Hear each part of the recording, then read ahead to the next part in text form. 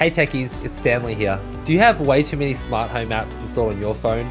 I'm going to share with you 3 tips on how to make your screen go from this clutter to this clean setup. The first tip to minimizing the number of apps you have is by purchasing smart gadgets that use the same app. My recommendation is to plan out what kind of smart home gadgets do you want for your home, whether it's smart lights, security cameras, electronic door locks. Find 1 or 2 brands or apps that support those devices. You can do this by downloading the app, hitting the plus icon, and then scrolling through the app to see what kind of devices they support. That was the first big mistake I made when I first designed my smart home. I just downloaded a bunch of cool gadgets, not thinking about how badly it would clog up my smart home space.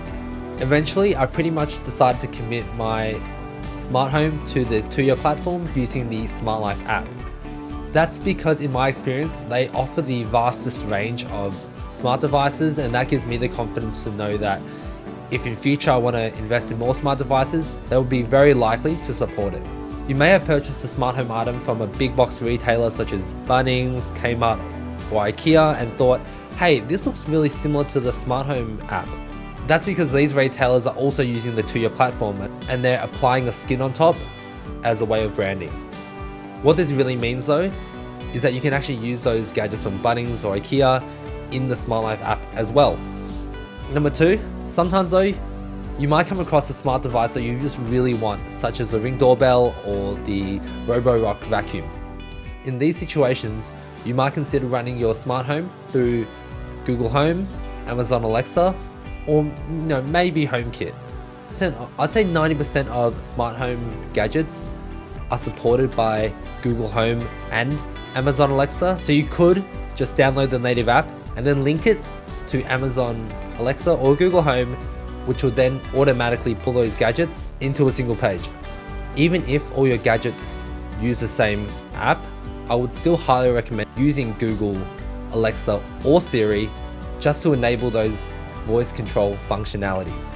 The third tip to consider is downloading HomeAssistant. HomeAssistant is an open source platform that enables you to add all your devices into one single dashboard.